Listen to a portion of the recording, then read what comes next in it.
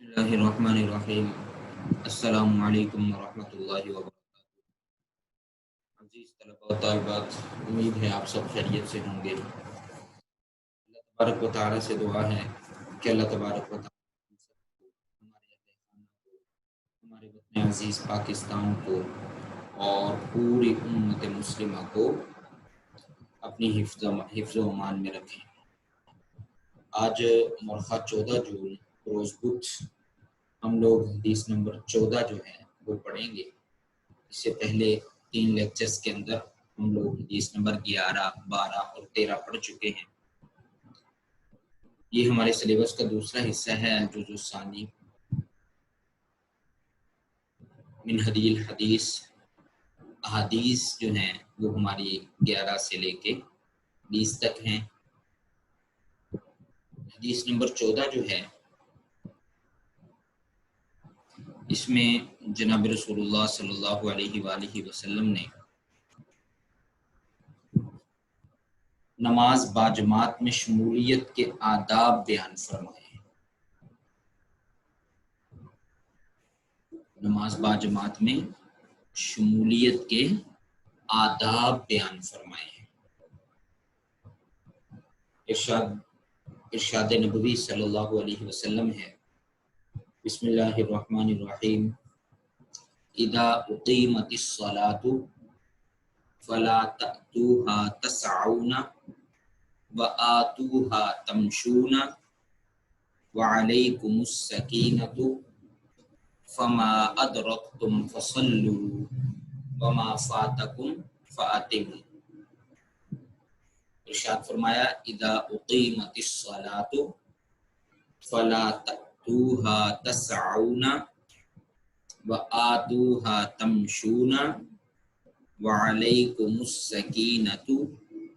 فما ادرکتم فصلوا وما فاتکم فاتموا۔ اذا کا معنی ہوتا ہے جب، اقیمت کھڑی ہو جائے، فلا تأتوها تو اس کی طرف نہ آؤ، تسعون دوڑتے ہوئے، وآتوها اور اس کی طرف آؤ، تمشون چلتے ہوئے، علیکم اور تم پر،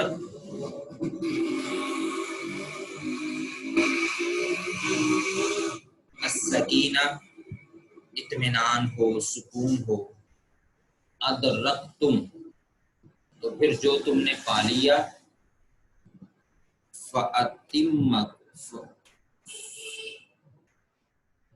ادرکتم جو تم نے پا لیا، فصلو اسے پڑھ لو، وما فاتکم اور جو رہ جائے، فاتموا اسے پورا کر لو، فاتموا اسے پورا کر لو۔ تو بامحاورہ ترجمہ یوں بنے گا کہ جناب نبی کریم صلی اللہ علیہ وآلہ وسلم نے ارشاد فرمایا، اذا اقیمت الصلاۃ جب نماز کھڑی ہو جائے، تو فلا تأتوها اس کے لیے دوڑتے ہوئے نہ آؤ،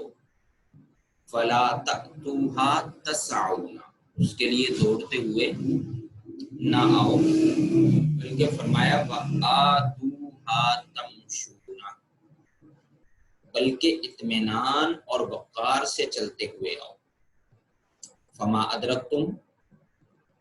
پھر جو تم پالو یعنی جو حصہ نماز باجماعت کا تمہیں مل جائے اسے ادا کر لو، وما فاتکم اور جو رہ جائے اسے بعد میں پورا کر لو۔ اذا اقیمت الصلاۃ جب نماز کھڑی ہو جائے تو فلا تأتوها تسعون اس کے لیے دوڑتے ہوئے نہ آؤ، وآتوها تمشون بلکہ اطمینان اور وقار سے چلتے ہوئے آؤ، فما ادرکتم فصلوا جو نماز تم پالو اسے ادا کر لو، وما فاتکم اور جو تم سے رہ جائے، فاتموا اسے بعد میں پورا کر لو۔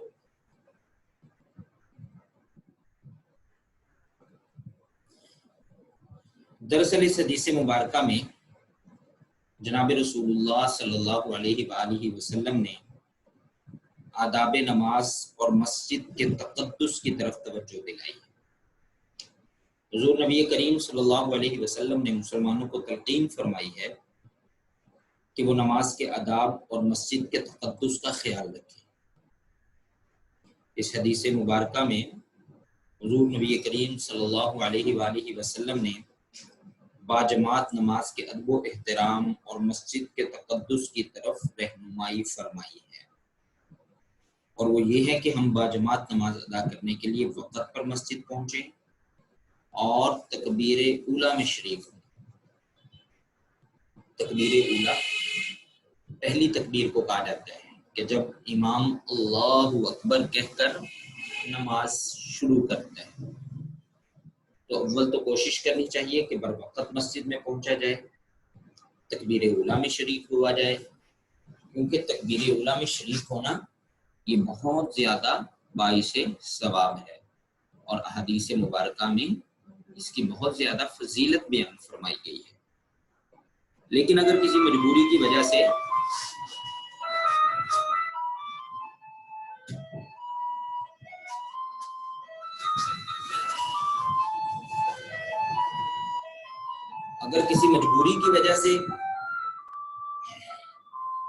تکبیر اولیٰ رہ جائے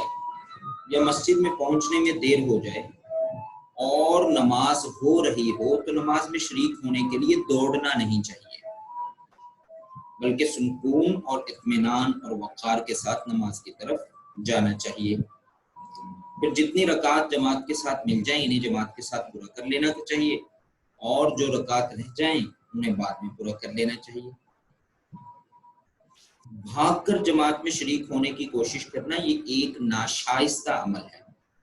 جو اللہ اور اس کے رسول صلی اللہ علیہ وسلم کو سخت ناپسند ہے۔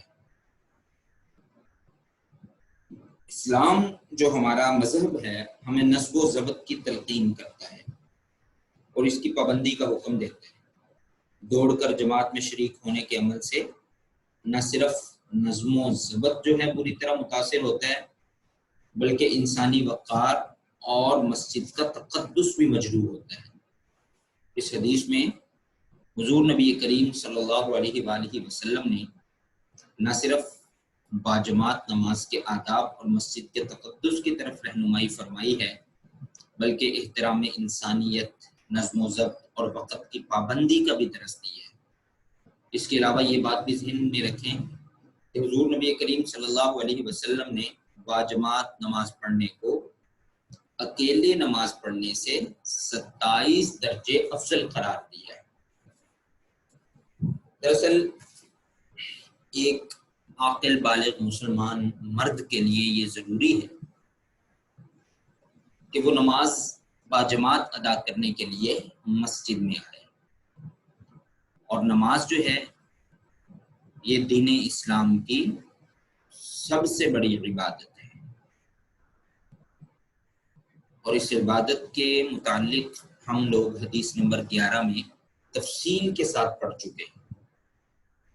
جناب رسول پاک صلی اللہ علیہ وآلہ وسلم نے نماز کی کیا اہمیت اور فضیلت بیان فرمائی تھی، یہ میں حدیث نمبر 11 میں تفصیل کے ساتھ عرض کر چکا ہوں۔ تو اس عبادت کی ادائیگی کے لیے، یعنی نماز کی ادائیگی کے لیے،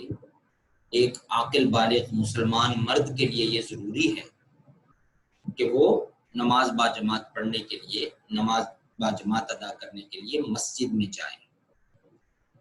اور مسجد میں نماز باجماعت ادا کرنا اور گھر پہ اکیلے نماز پڑھنا، ان دونوں میں بہت فرق ہے۔ اجر اور ثواب کے لحاظ سے مسجد میں نماز باجماعت ادا کرنا یہ اکیلے نماز پڑھنے سے 27 درجے افضل ہے، 27 گنا اس کا ثواب بڑھ جاتا ہے۔ اس لیے جہاں پہ جناب رسول پاک صلی اللہ علیہ وآلہ وسلم نے نماز باجماعت پڑھنے کا حکم دیا ہے اور اس کی اہمیت پر زور دیا ہے، وہیں پر اس کے ساتھ ساتھ جناب رسول اللہ صلی اللہ علیہ وآلہ وسلم نے مردوں کے لیے نماز باجماعت پڑھنے کو، نماز باجماعت ادا کرنے کو ضروری قرار دیا ہے۔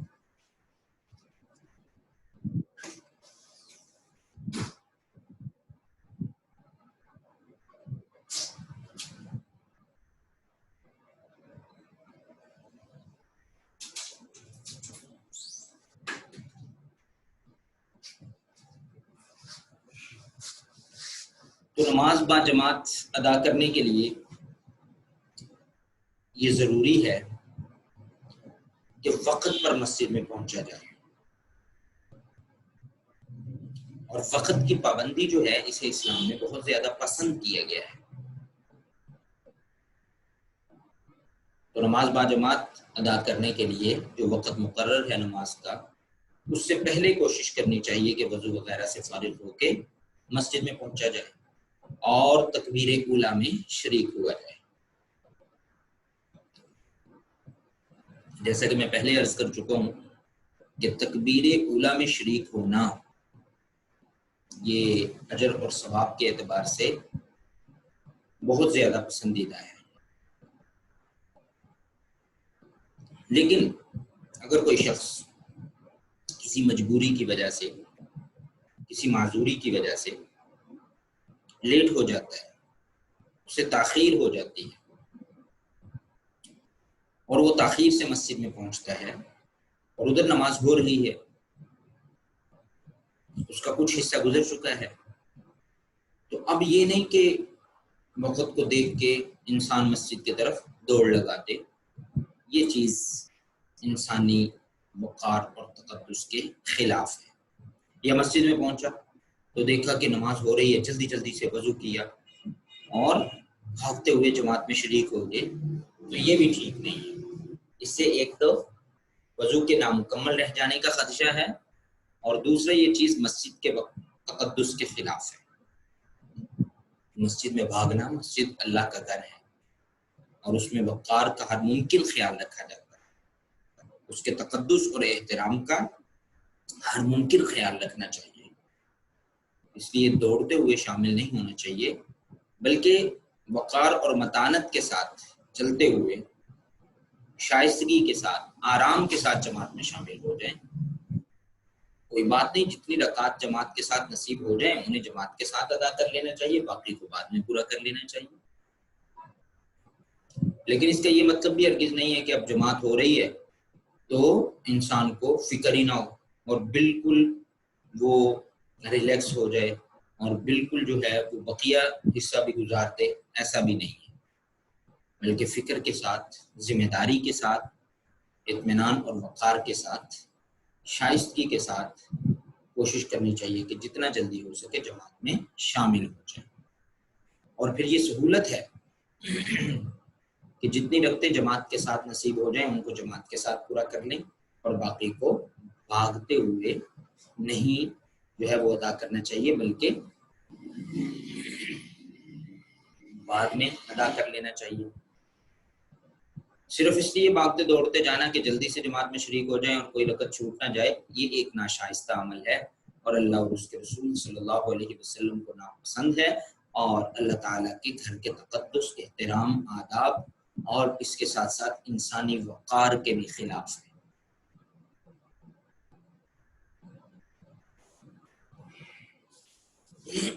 امید ہے آپ حضرات کو اس حدیث کا ترجمہ اور تشریح سمجھ آ گئی ہوگی۔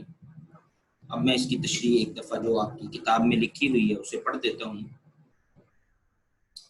حدیث ہمارے پاس ہے، اذا اقیمت الصلاۃ، جناب رسول پاک صلی اللہ علیہ وسلم نے ارشاد فرمایا جب نماز کھڑی ہو جائے تو فلا تأتوها تسعون، اس کے لیے دوڑتے ہوئے نہ آؤ، وتمشون وآتوها تمشون، بلکہ اطمینان اور وقار سے چلتے ہوئے آؤ، فما ادرکتم فصلوا، جو حصہ تم نماز کا پالو اسے ادا کر لو، وما فاتکم، اور جو تم سے رہ جائے اسے بعد میں پورا کر لو۔ اس حدیث میں باجماعت نماز کے آداب کی طرف رہنمائی کی گئی ہے، وہ یہ کہ اول ہم تو کوشش کرنی چاہیے کہ اول تو ہم باجماعت نماز ادا کرنے کے لیے وقت پر مسجد میں پہنچیں اور تکبیر اولیٰ میں شریک ہوں، اور بالفرض کسی مجبوری کی وجہ سے کوئی شخص تکبیر اولیٰ سے رہ جائے یا مسجد میں تاخیر سے پہنچے اور نماز ادا ہو رہی ہو تو بھاگتے دوڑتے جماعت میں شامل ہونے کی کوشش نہیں کرنی چاہیے، بلکہ ہر ممکن وقار اور متانت کا خیال رکھنا چاہیے، سلیقہ یہ ہے کہ شائستگی کے ساتھ چل کر آرام سے جماعت میں شامل ہو جائیں، جتنی رکعتیں جماعت کے ساتھ نصیب ہو جائیں ان کو جماعت کے ساتھ پورا کر لیں، باقی کو بعد میں پورا کر لیے جائیں۔ لیکن بھاگتے دوڑتے ہوئے اس لیے جانا کہ جلدی سے جماعت میں شریک ہو جائیں اور کوئی رکعت چھوٹ نہ جائے، یہ ناشائستہ عمل ہے، اللہ تعالیٰ کو ناپسند اور خانہ خدا یعنی اللہ تعالیٰ کے گھر کے آداب اور انسانی وقار کے خلاف ہے۔